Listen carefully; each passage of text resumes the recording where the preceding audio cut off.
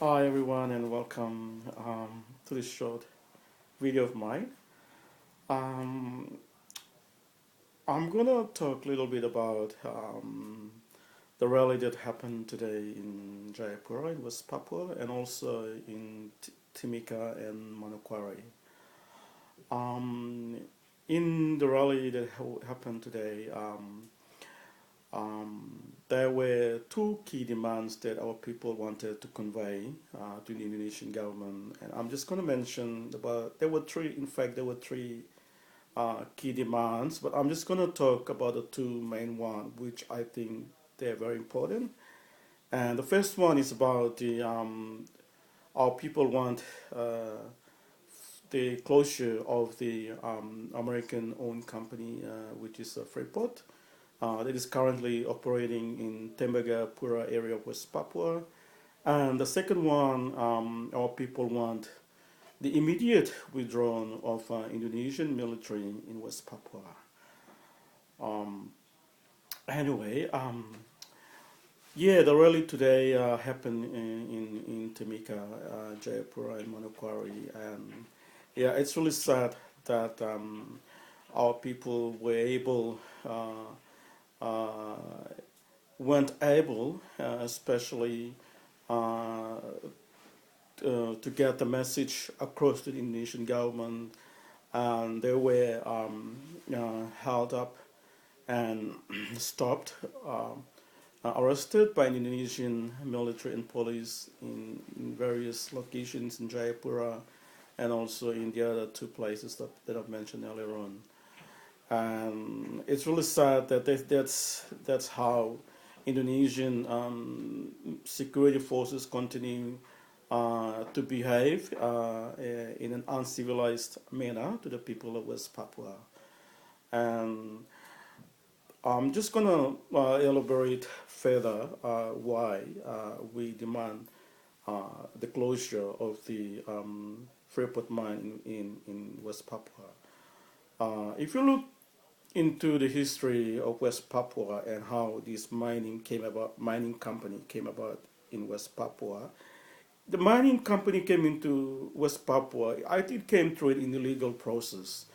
It came during the time when it's leading to the process of act of free choice. So how this company came about, because when they discovered the huge deposit of gold in Tembagapura area of West Papua, and you see this, these companies, these foreign-owned companies, with all this greed and about helping themselves, without even thinking of the indigenous people, the people that actually own the land, without even consulting them, without even you know meeting them, and doing things in a right and proper manner, proper manner, and everything was done secretly, and even the landowners, the people that own the area during the time, they just basically don't know what was happening. These companies in closed doors already signed agreement with Indonesian government to operate in West Papua.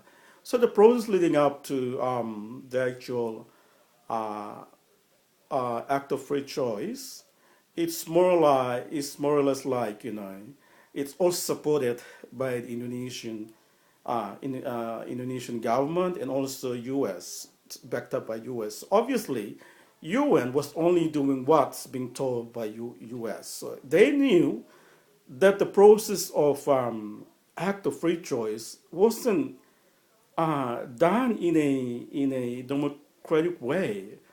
That thing, I don't really understand why United Nations allowed Indonesian government to hand select 1,025 Papuans to participate in something that will have a negative impact on the lives of every West Papuan. So, like, they know very well that there is no the process. Normally, you have to have all the adult Papuans participating in an act of free choice, and then you decide from there.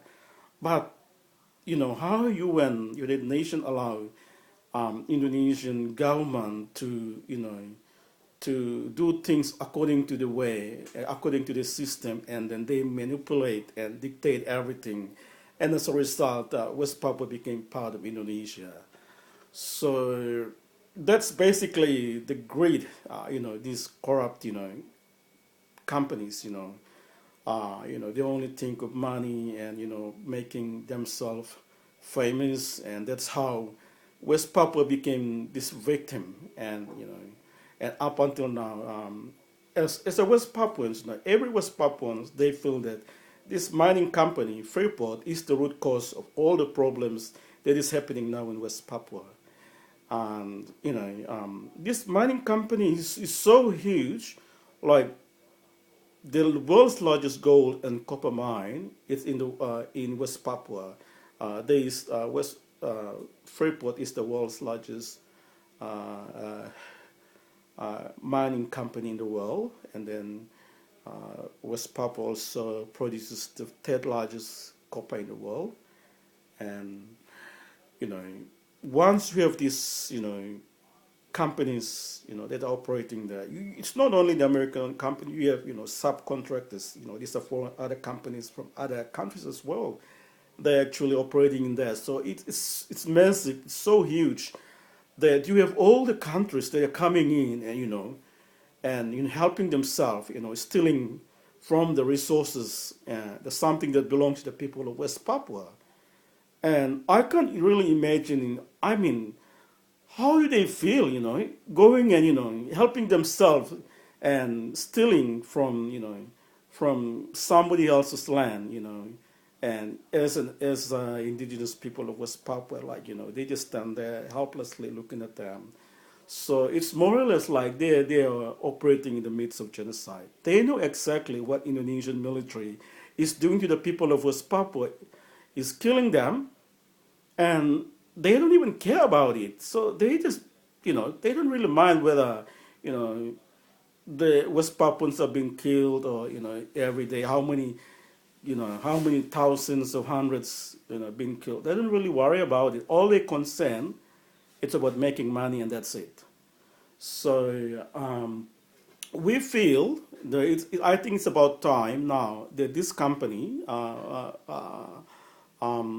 Freeport in West Papua, it needs to be closed immediately, because this company is the root cause of all the problems right now we have in West Papua. And also the other demand was for Indonesian military to also withdraw from West Papua. Currently, West Papua is the only region in the Asia Pacific which is heavily militarized.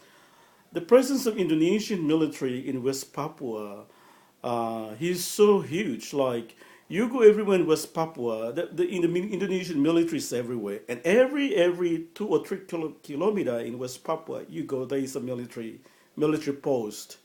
Even in the city of Jayapura itself. So there is every post that you go. So people don't really feel safe. Living in the cities, living in villages, and in little districts, you have the presence of military and police everywhere.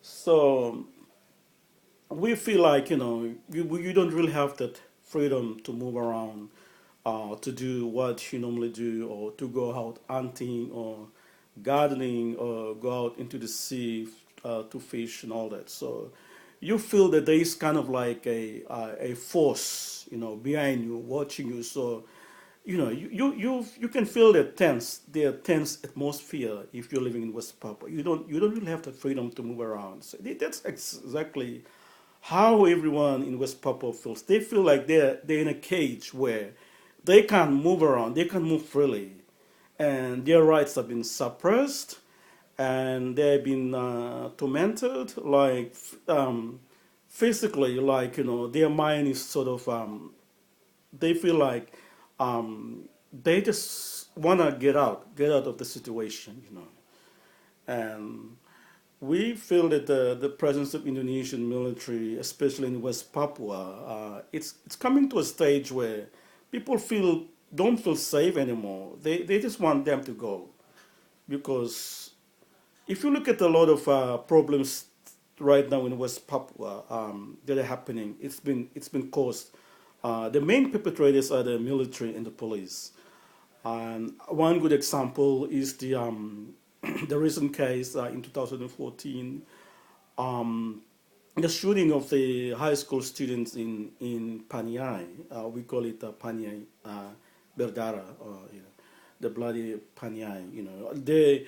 They shot the high school students. Imagine these high school kids. They're not armed with anything. They were just demanding their rights, and most of you would have known what actually happened. So they came and demanded, their rights, and without even any warning, they started shooting these students, and they got killed. And up until now, the families of these students that got killed are still waiting for justice from the Indonesian government. And I can't imagine a parents, um, up until now, I can imagine the pain that they had to go through and not being compensated, like for the injustice and in custom, especially in Melanesia, in West Papua especially. I think compensation is not the right thing to do. We just basically demand justice. Indonesian government needs to own the mistakes, and they need to come, to acknowledge that what they've done is wrong. And these are some of the cases, and also the recent report by United Amnesty International, where there's about 95 cases of Indonesian military abuse against Papuans. And I've read the report, and about some of the people that actually got killed or were not involved at all in anything that related to the struggle. They were just ordinary civilians and then got killed. So these are the examples of why the people of West Papua wants the Indonesian military to withdraw from West Papua, because their presence in West Papua is very unhealthy, and it's become a real threat to our survival as a Melanesian people in West Papua. And we just want them to get out from West Papua and return to where they come from, and maybe replace our own police, the Papuan police. They can, look after the environment, look after the towns and cities. Maybe replaced by the West Papuan, our own local people that can, maybe guarantee, some safety for our people in the meantime. And so I remember, I'm just going to give you an example why, and I think I also support the idea of Indonesian military needs to be withdrawn from West Papua immediately. Because I remember one time when we were traveling to the village, and my cousin told me that we had to put our name in a manifest. And then, like, I was asking him, why do we have to put our name in a manifest? And he said, that's how we do things here. You have to put your name in a manifest. And then I asked him, so what do you do with the manifest? And he said, normally after we put our name in the manifest, then that's given to the driver. So we will go through a couple of military checkpoints, and then the driver gives it to the Indonesian military, the officer, and then he comes in and checks how many people in the bus and counts them, and then we'll continue the journey. So, like, this is the situation in West Papua during the time. So, like, it is really frustrating. So when we were traveling, like we left Jayapura at around 9 o'clock, and we arrived in the village around 10 o'clock in the evening. So you can imagine how many military checkpoints we have to go through until we arrive in the village. So yeah, that is why our people they've lived through the time where they've experienced you know that the presence of the military in West Papua, it comes to a stage where they just want them to go, they just want them to leave. And I fully support the idea, and I think we demand Indonesian military to do that, because if you want to talk about bringing in development into West Papua, but if you can't solve the problem of the presence of Indonesian military in West Papua, then I'm sorry, your development program about all this fast development in West Papua, building bridges and roads and airports and what do they call it, trans highway, whatever, will not be achieved if you continue to have the presence of military in West Papua, because our people struggle every day in West Papua because they don't feel that they have the freedom to move around and do whatever they want, because the military is everywhere.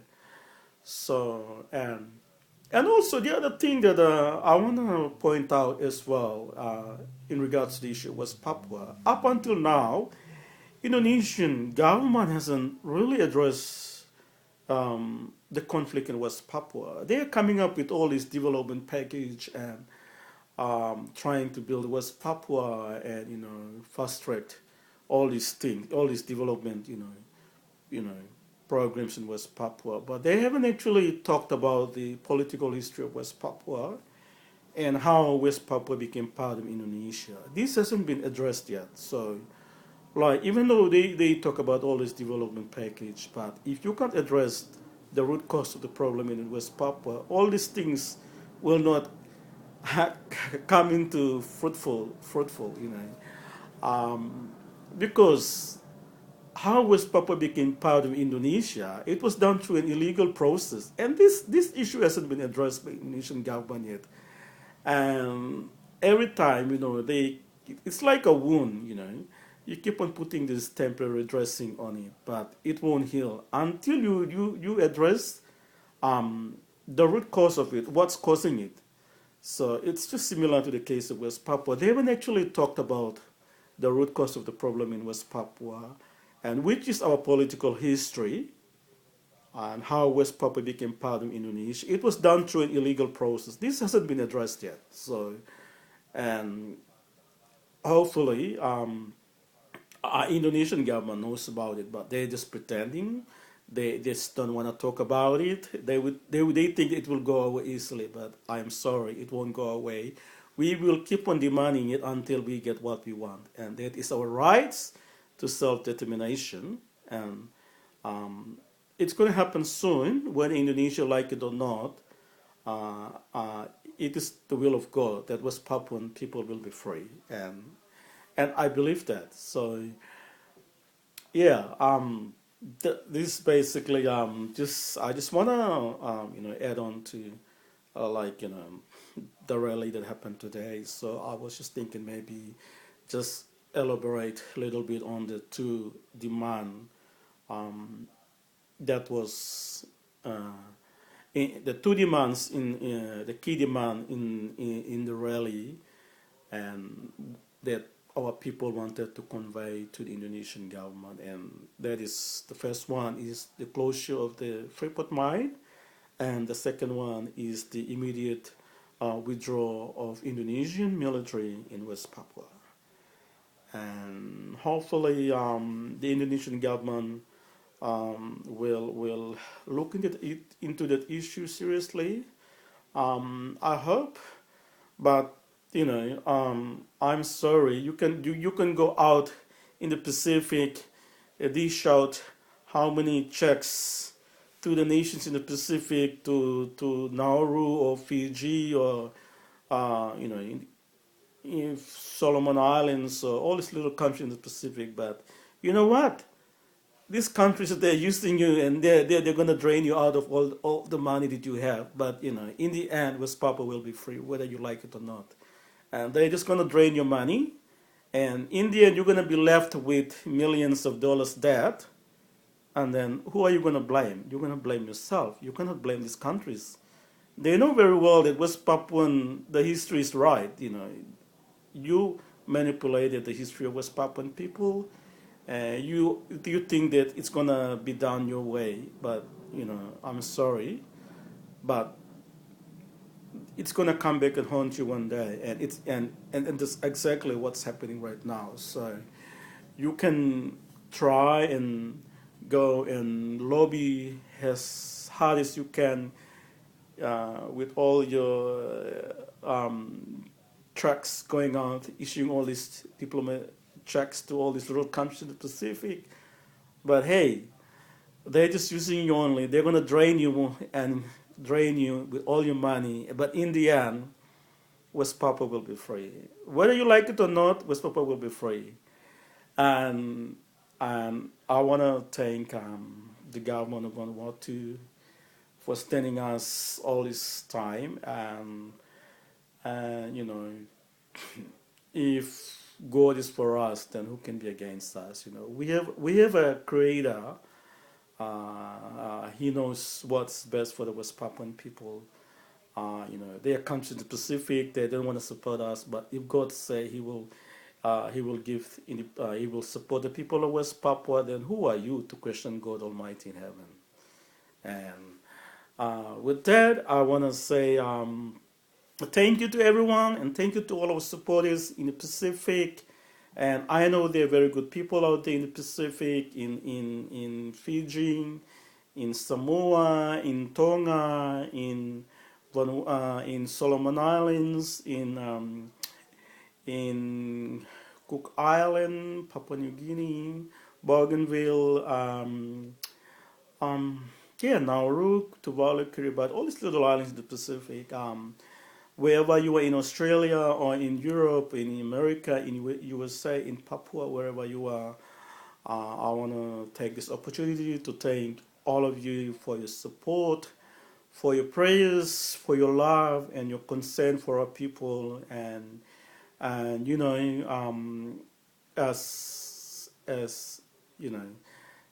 I've always said, like everywhere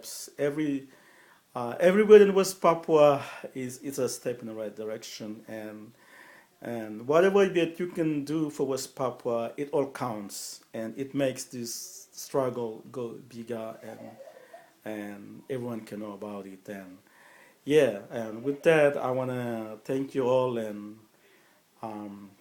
want to wish you, especially we have yesterday, was it? Yeah.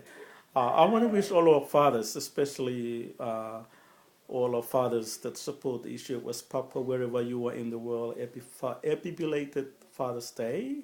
Sorry, I should have done that yesterday, but anyway, thank you all for your support, and once again, thank you and God bless. Good night.